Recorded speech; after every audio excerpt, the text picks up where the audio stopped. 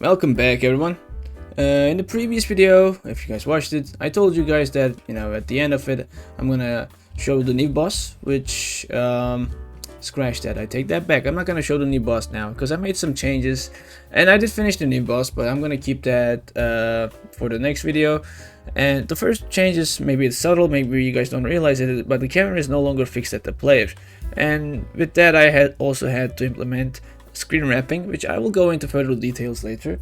And the other one is that these three guys that we are looking at right now, and we've seen them, I guess, pretty much all the time around, but now I'm gonna make them just boss, and they're not gonna be like regular enemies that we spawn. So let's get rid of them. And our enemies, who are they? Who do we need to hurt, right? These are the questions now we have. And well, we don't really have anyone, which is actually pretty good, but it might make for a boring game, so let's fix that.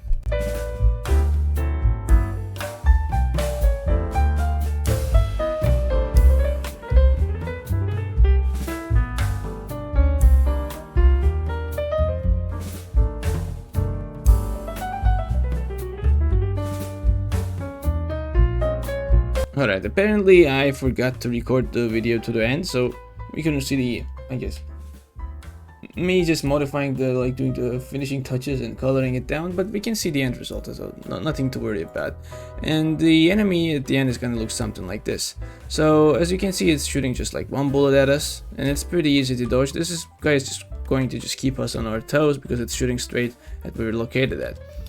And let's get rid of him, and let's look at the second variety, which you guys haven't seen as much as the first one. And it's shooting pretty much like around us, which kinda seems like silly, right? Like it's never gonna shoot us. And we can actually change the angle that they shoot us. Like, let me just make it something like this. Here the angle is like way bigger.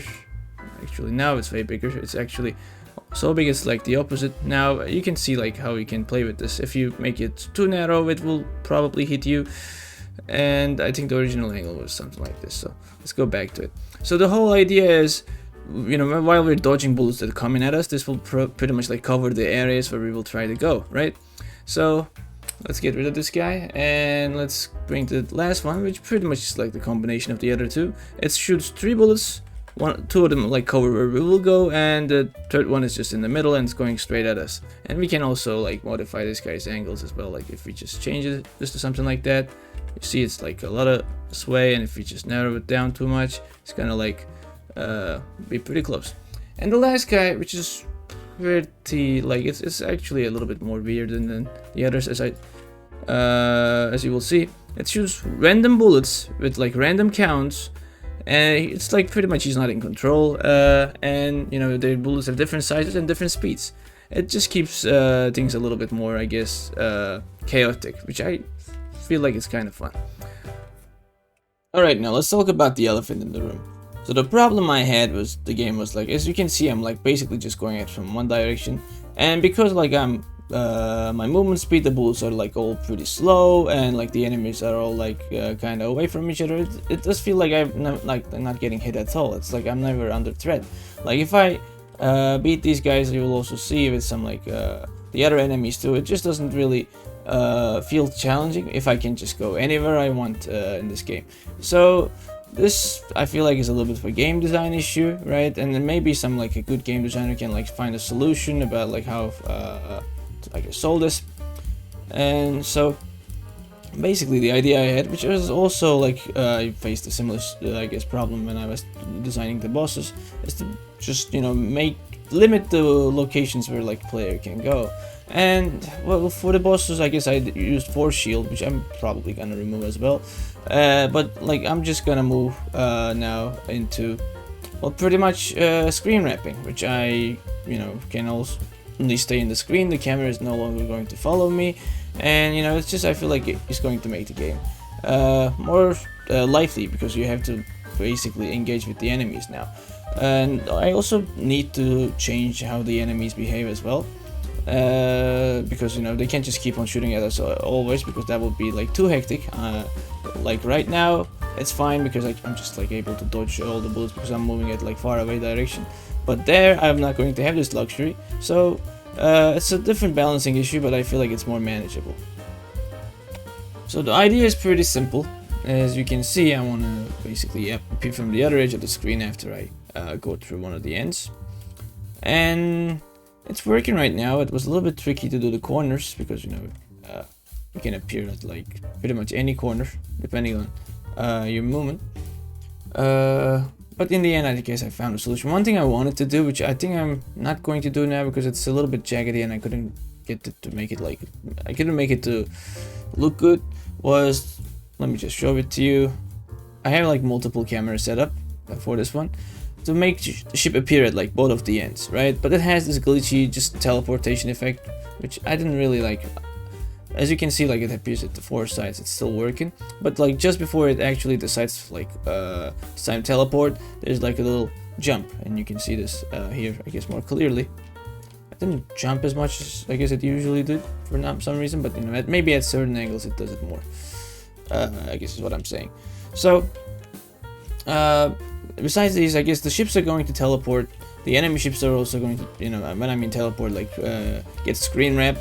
I don't want to screen wrap the bullets. Mostly the idea is to kill them after they leave the screen, with some exceptions. Like some bullets will be like tracking the enemy, like the homing bullets and stuff like that, and they will have the ability to like follow you from like with a screen wrap, because you know they're kind of special. But most of the bullets will not be coming back after they leave the screen, so they will be killed.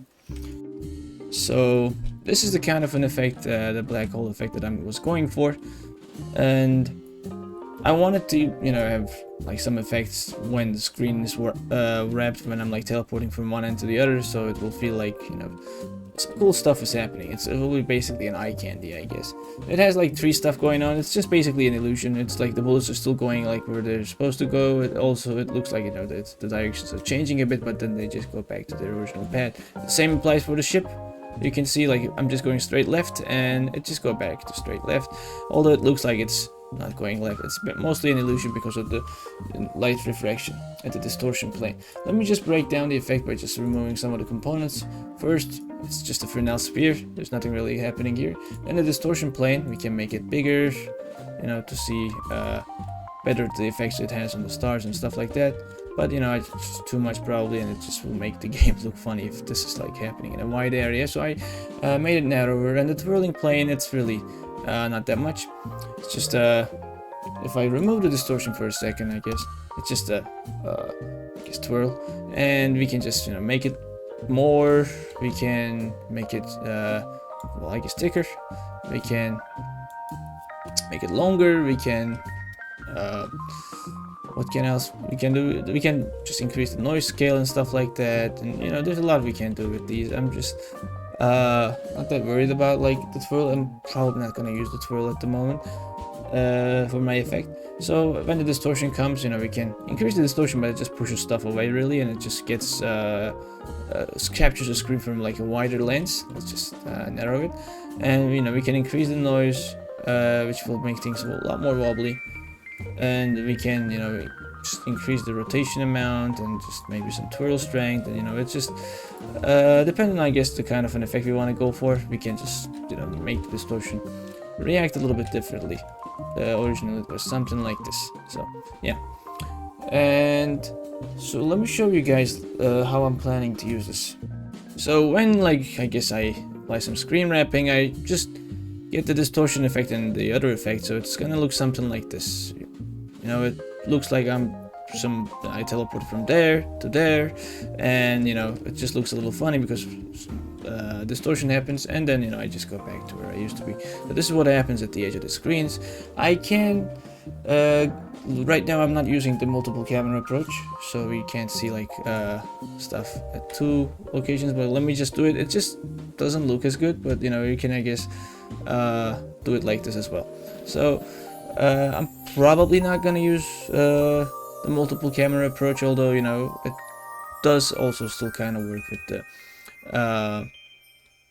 with this, I guess, effect, and it might even make it look better because, you know, there's a little bit teleportation issue that I talked to you guys about. Alright, now, the last thing that we need to talk is how the enemies behave. Initially, they always knew where we were located at, and they were like always attacking us. pretty much like 24/7. And now they're doing some stuff. They're like sometimes, I guess, getting a little personal with each other. Then they start doing their flocking behaviors. And if I get too close to one of them, or like they manage to come close to us, they will start engaging us. As you can see right now, they will start following us, and we will need to avoid them if we don't want to get hit. And the other state, I guess, that they have is, I guess, being suspicious, right? Like if you shoot one of them and if you're not at their radius, they will start checking like where the bullet came from. Let's just take some bullets. I think they killed that guy. So let's just, I guess, shoot this fella and try to run away. It tries to check it out and then, you know, basically give up because it doesn't find anything, right? So they will always like follow where the bullets came from. So you will have to, if you want to just, you know, shoot and run, you have to like be always on the move. And I think this keeps things like way more engaging. Right now it's checking out here. It can't give up because its radius is kind of small. These things could be like tricked with to find some like good balance. Hopefully, it's actually pretty challenging to do that as well. But let's get rid of these guys and let me show some, I guess, change I need to make to how the, I guess, boss behaves in the for the, I guess, the boss that I shown you in the previous video. So let's get, I don't know, movement speed. Why not? So this initial attack is kind of the same. It's really not that different. Boss used to stay, you know, or find this location relative to where the player used to be, which was, you know, usually the center of the screen because the camera was like actively following and keeping the player at the center of the screen. Now it's maybe more simpler. We just use the center of the screen.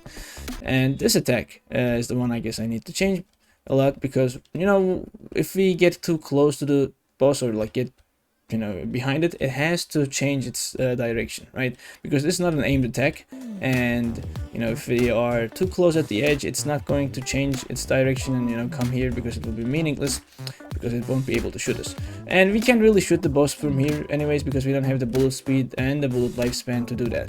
And I made it so the bullets don't wrap, so we can't do this shoot, you know, backwards either. So if we are at the center of the screen, we can basically shoot them because our bullets will finally reach, but we are in a more hectic situation. And this is pretty much it, I guess, for these changes.